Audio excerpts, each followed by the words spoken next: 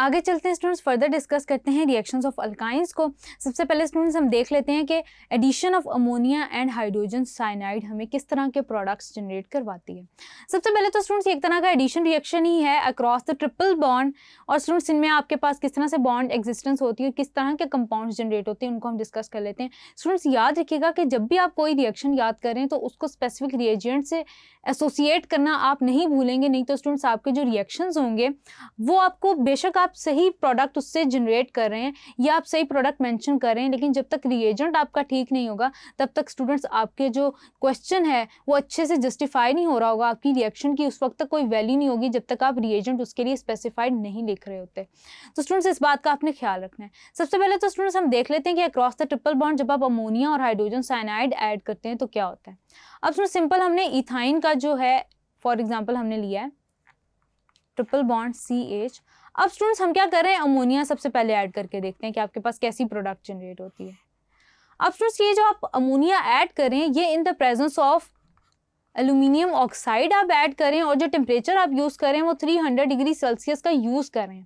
अब स्टूडेंट्स होता क्या है कि जब आप अमोनिया ऐड करें तो ऐसा रिजल्ट होता है कि आपके पास मिथाइल नाइट्राइल जनरेट होता है, H3C bond C triple bond N। ये स्टूडेंट्स आपके पास टिपिकल साइनाइड ग्रुप है या इसको साइनो ग्रुप भी कहा जाता है, और स्टूडेंट्स इसको टिपिकली आप इथेन नाइट्राइल भी कहते हैं। मिथाइल नाइट्राइल तो इस मिथाइल ग्रुप की वजह से कहा जाता है और नाइट्राइल इस नाइट्राइल ग्रुप की वजह से कहा जाता है। देन स्टूडेंट्स जब आप इसके IUPAC नेम की बात करते हैं तो आप इसको इथेन नाइट्राइल कहते हैं क्योंकि students it has 2 carbon atoms, that is why. Then students हम ये देख लेते हैं कि जब आप हाइड्रोजन साइनाइड ऐड करते हैं क्रॉस द ट्रिपल बॉन्ड तो आप कैसे ऐड कर रहे होते हैं। स्टूडेंट्स आपके पास हाइड्रोजन साइनाइड है और स्टूडेंट्स ये हो रहा होता है इन the presence of cuprous chloride और अमोनियम क्लोराइड। ये टिपिकली स्टूडेंट्स आपके पास ये रिएजेंट यूज हो रहा होता है NH4Cl का। देन स्टूडेंट्स इनकी प्रेजेंस में ये आपके पास क्या जनरेट करता है उसको हम डिस्कस कर लेते हैं। H2C double bond CH bond CN। ये स्टूडेंट्स आपके पास है एक्राइलोनाइट्राइल। इसको स्टूडेंट्स आपके पास हम कह रहे होते हैं टिपिकली एक्राइलोनाइट्राइल, ये इसका कॉमन नेम है नाइट्राइल। ये स्टूडेंट्स आपके पास इसको आप मिथाइल नाइट्राइल भी कह सकते हैं, इथेन नाइट्राइल भी कह सकते हैं, इसको स्टूडेंट्स आप कहते हैं acetonitrile. Acetonitrile because students it is somewhat related to the acetate group, that is why, तो आप इसको एसीटोनाइट्राइल कहते हैं। और इस टिपिकल ग्रुप को जिसमें आपके पास विनाइल ग्रुप कनेक्टेड है with that of cyanide group, तो स्टूडेंट्स इसको आप कहते हैं एक्राइलोनाइट्राइल। तो ये स्टूडेंट्स दोनों के दरमियान हो गया डिफरेंस, ये अक्सर MCQs में आ जाया करता है। देन स्टूडेंट्स ऑक्सीडेशन रिएक्शंस आपके पास 2 तरह के हैं। एक स्टूडेंट्स आपके पास वो है जिसमें ethyne on oxidation with strong alkaline KMnO4 gives glyoxal. अब स्टूडेंट्स ये जो आपके पास स्ट्रॉन्ग अल्कलीन KMnO4 का जो सोल्यूशन होता है ये अच्छा ऑक्सीडाइजिंग एजेंट होता है। इसका काम होता है कि ये आपके पास नेसेंट ऑक्सीजन लिबरेट करें। नेसेंट ऑक्सीजन लिबरेट करते हैं तो आपके पास ऑक्सीडेशन स्टार्ट होती है। स्टेप बाय स्टेप इसको देख लेते हैं कि आपके पास ऑक्सीडेशन कैसे हो रही है बिल्कुल वैसे ही हो रही होती है स्टूडेंट जैसे इथीन की केस में हमने डिस्कस किया था। अब आपके पास वाटर है प्लस स्टूडेंट्स आपके पास नेसेंट ऑक्सीजन जनरेट हुई है हमारे रिएजेंट में से जो कि हमारे पास है KMnO4, जो कि स्टूडेंट्स इसको कन्वर्ट कर देगी एक टेट्राहाइड्रिक अल्कोहल के अंदर यानी कि HCOH। टेट्राहाइड्रिक का मतलब है कि 4 हाइड्रोक्सिल ग्रुप्स जो है वो प्रेजेंट हैं, CH OH OH। और स्टूडेंट्स आपके पास क्या है कि यहाँ पे 2 वाटर मॉलिक्यूल्स जो हैं वो रिमूव होते हैं। 2 वाटर मॉलिक्यूल्स यहाँ पे रिमूव होंगे तो ये आपके पास टिपिकली, क्योंकि स्टूडेंट्स आपके पास ये जो इंटरमीडिएट बना है ये अनस्टेबल है। अनस्टेबल होने की वजह से क्या होता है स्टूडेंट्स, यहाँ से इसके 2 वाटर मॉलिक्यूल्स रिमूव हो जाते हैं, ये हाइड्रोजन रिमूव हो गया और स्टूडेंट्स ये आपके पास हाइड्रोक्सिल ग्रुप रिमूव हो गया और एज अ रिजल्ट स्टूडेंट्स आपके पास यहाँ से जो इलेक्ट्रॉन डेंसिटी होती है इनवर्ड मूव कर जाती है, तो आपके पास ये किस में कन्वर्ट हो जाएगा, ग्लाइकोक्सल में कन्वर्ट हो जाएगा। HC डबल बॉन्ड O, ये स्टूडेंट्स आपके पास यहाँ से रिमूव हो गया, ये वाटर मॉलिक्यूल आपके पास इस तरह से रिमूव हो जाते हैं, C डबल बॉन्ड OH। अब स्टूडेंट्स फर्दर इसकी ऑक्सीडेशन होगी, ये आपके पास बन गया ग्लाइकोक्सल। अब स्टूडेंट्स फर्दर इसकी ऑक्सीडेशन होगी, वही आपके पास रिएजेंट है, उसने क्या करना है इस आपके टिपिकल रिएजेंट को कन्वर्ट कर देना है ऑक्सैलिक एसिड के अंदर। स्टूडेंट्स मैंने आपसे क्या डिस्कस किया था चैप्टर के स्टार्ट में भी कि आपके पास जो अल्डिहाइड ग्रुप्स हैं जब भी आप इनकी ऑक्सीडेशन करते हैं तो ये आपके पास कन्वर्ट हो जाते हैं एसिड्स के अंदर। इस केस में भी स्टूडेंट्स आपके पास यही होता है कि आपके पास ग्लाइकोक्सल कन्वर्ट हो जाता है ऑक्सैलिक एसिड के अंदर, जो कि स्टूडेंट्स आपके पास टिपिकली एक डाई कार्बोक्सिलिक एसिड है। देन स्टूडेंट्स आगे चलते हैं, ऑक्सीडेशन के अंदर हम डिस्कस करते हैं कंबशन को, कि आप इनकम्प्लीट या एक्सेस ऑफ एयर अगर आप हीट करें अल्काइन को, तो स्टूडेंट्स आपके पास in the presence of oxygen जो अल्काइन होते हैं ये कन्वर्ट हो जाते हैं with that of carbon dioxide and water. Students अपने साथ क्या करते हैं, हीट जनरेट करते हैं। कार्बन डाइऑक्साइड टिपिकल स्टूडेंट्स आपके पास ऑक्सीडेशन रिएक्शन होता है, ये कंबशन रिएक्शन होता है, प्लस स्टूडेंट्स आपके पास क्या जनरेट होता है, हीट जनरेट होती है। देन स्टूडेंट्स हम आगे चलते हैं, पॉलीमराइजेशन को डिस्कस करते हैं। सबसे पहले स्टूडेंट्स आपके पास पॉलीमराइजेशन में रिएक्शन आता है conversion of acetylene to divinyl acetylene. अब स्टूडेंट्स हमने देखना है कि आप कैसे एसिटाइलिन को विनाइल एसिटाइलिन में कन्वर्ट करते हैं, विनाइल एसिटाइलिन को डाइविनाइल एसिटाइलिन में कैसे कन्वर्ट करते हैं, और स्टूडेंट्स आप विनाइल एसिटाइलिन को क्लोरोप्रीन में कैसे कन्वर्ट करते हैं, और क्लोरोप्रीन आपके पास सिंथेटिक रबर कैसे देता है। सबसे पहले तो स्टूडेंट्स आपके पास आता है कि आपने एसिटाइलिन को डाइविनाइल एसिटाइलिन में कन्वर्ट करना है। ये आपके पास टिपिकल पॉलीमराइजेशन रिएक्शन है। सबसे पहले तो स्टूडेंट्स दोनों एसिटाइलिन आपस में रिएक्ट करते हैं इन the presence of cuprous chloride and ammonium chloride. Students मैं आपके लिए रिएजेंट सिर्फ एक बार मेंशन करूंगी, आपने इसको बार बार मेंशन करना है जितनी दफ़ा आप इसका रिएक्शन लिखते हैं। देन स्टूडेंट्स आपके पास ये कन्वर्ट हो जाती हैं into H2C double bond CH bond C, आपके पास आ जाता है ट्रिपल बॉन्ड CH। अब स्टूडेंट्स आपके पास ये विनाइल ग्रुप हो गया और ये आपके पास एसिटाइलिन ग्रुप हो गया। इस हम टिपिकल कंपाउंड को बोलेंगे विनाइल एसिटाइलिन। विनाइल, क्योंकि इसमें विनाइल ग्रुप प्रेजेंट है और एसिटाइलिन भी प्रेजेंट है, विनाइल एसिटाइलिन। अब स्टूडेंट्स अगर हम इस विनाइल एसिटाइलिन को दोबारा रिएक्ट करवाएं इथाइन से Sc ट्रिपल बॉन्ड CH, तो स्टूडेंट्स ये आपके पास टिपिकली कन्वर्ट हो जाएगा इनटू दैट ऑफ डाइविनाइल एसिटाइलिन, यानी कि H2C double bond CH bond C triple bond आपके पास आ जाता है ये C triple bond C bond CH double bond CH2 double bond CH2। ये स्टूडेंट्स आपके पास आ गया डाइविनाइल एसिटाइलिन। आगे चलते हैं स्टूडेंट्स, ये देखते हैं कि जब आप दोबारा एसिटाइलिन ऐड करेंगे विनाइल एसिटाइलिन के अंदर तो आपके पास डाइविनाइल एसिटाइलिन कैसे जनरेट होगा।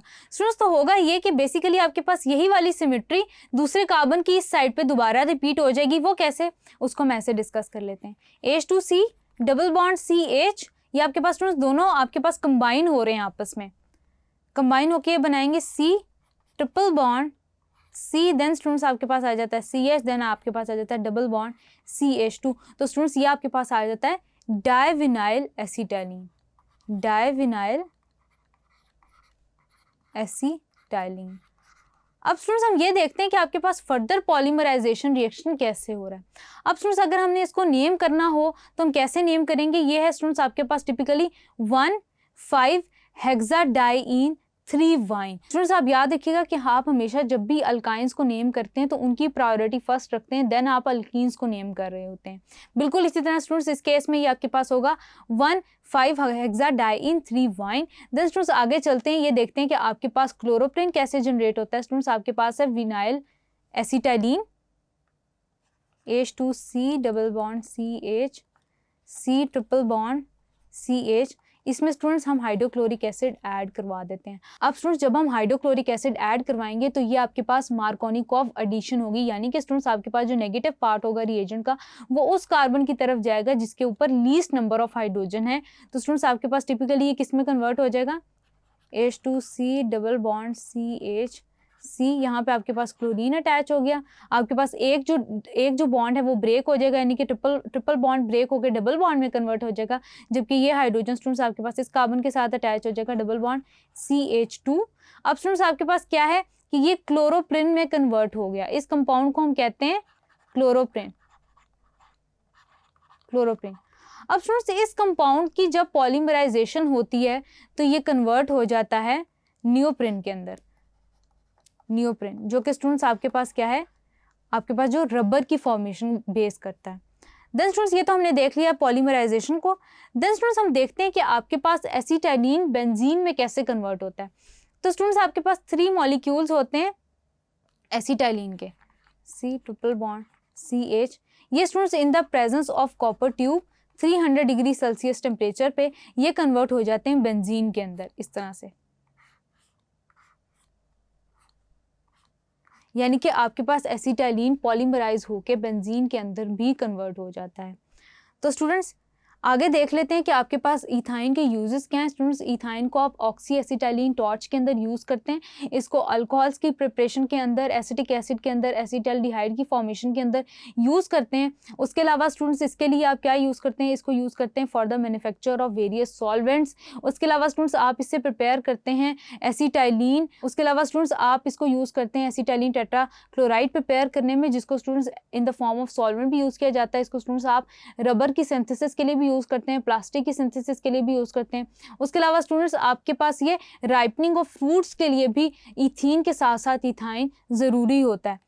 देन स्टूडेंट्स हम कंपैरिजन करते हैं reactivities of alkanes, alkenes, alkynes के अंदर। तो स्टूडेंट्स यू ऑलरेडी नो कि आपके पास जो अल्कीन्स हैं ये लीस्ट रिएक्टिव हैं। वो क्यों? क्योंकि स्टूडेंट्स एक तो सिग्मा बॉन्ड इनके अंदर प्रेजेंट होता है, जिसकी वजह से इलेक्ट्रॉन डेंसिटी जो होती है वो सिमेट्रिकल हो जाती है अबाउट द एक्सिस, जिसकी वजह से स्टूडेंट्स क्या होता है कि ये बॉन्ड आपके पास बहुत ज़्यादा स्ट्रॉन्ग होता है और जस्ट थर्मल और सब्सटीट्यूशन रिएक्शंस दे रहा होता है। उसके बाद स्टूडेंट्स आपके पास आ जाते हैं दोस्त, आपके पास जो सबसे लीस्ट रिएक्टिव होते हैं वो अल्केन्स होते हैं, उससे ज़्यादा रिएक्टिव आपके पास होते हैं दोज हैविंग ट्रिपल बॉन्ड्स यानी कि अल्काइंस। अब स्टूडेंट्स होना तो असूलन ये चाहिए कि अल्काइंस ज़्यादा आपके पास रिएक्टिव हों as compare to that of alkenes, लेकिन स्टूडेंट्स क्योंकि आपके पास अल्काइंस की केस में ट्रिपल बॉन्ड होने की वजह से बॉन्ड लेंथ बहुत ज़्यादा छोटी होती है, जिसकी वजह से ये होता है कि आपके पास बॉन्ड लेंथ इतनी छोटी होने की वजह से जो रिएक्टिविटी होती है वो बहुत बुरी तरह से अफेक्ट होती है। दैट इज़ वाई स्टूडेंट्स आपके पास जो अल्काइंस हैं वो अल्कीन्स से वीक होते हैं इन टर्म्स ऑफ रिएक्टिविटी, जबकि स्टूडेंट्स आपके पास जो अल्कीन्स होते हैं वो ज़्यादा रिएक्टिव इसलिए होते हैं क्योंकि आपके पास जो इलेक्ट्रॉन डेंसिटी होती है वो above and below the axis जो होती है वो अनसिमेट्रिकल होती है, वो सिमेट्रिकल नहीं होती, जिसकी वजह से स्टूडेंट्स ये ज़्यादा रिएक्टिव होते हैं। स्टूडेंट्स थर्ड बॉन्ड यानी कि एक और पाई बॉन्ड प्रेजेंट ना होने की वजह से इनकी जो बॉन्ड लेंथ होती है वो इतनी ज़्यादा छोटी नहीं होती। दैट इज़ वाई स्टूडेंट्स आपके पास ज़्यादा जो होते हैं वो रिएक्टिव होते हैं क्योंकि इनकी इलेक्ट्रॉन डेंसिटी ज़्यादा जो है वो स्प्रेड आउट होती है। उसके अलावा स्टूडेंट्स आपके पास अल्कीन्स और अल्काइंस की रिएक्टिविटी को अगर कंपेयर किया जाए तो जो अल्काइंस होते हैं टिपिकली स्टूडेंट्स आप याद रखेंगे कि अल्काइंस आपके पास न्यूक्लियोफिलिक रिएजेंट्स के अगेंस्ट ज़्यादा रिएक्टिव होते हैं as compare to that of alkenes, जबकि स्टूडेंट्स आपके पास जो अल्केन्स हैं वो इस तरह की कोई भी रिएक्शन नहीं देते थर्मल और सब्स्टिट्यूशन के अलावा। Having said that students that was all for today. I hope कि आपको मेरा पढ़ाया हुआ एक एक टॉपिक बहुत अच्छे से समझ आया होगा। This is your on screen chemistry instructor Imsha sir signing off from tutorial.pk। इंशाल्लाह will see you in the next video with next chapter. Till then take care, अल्लाह हाफिज़।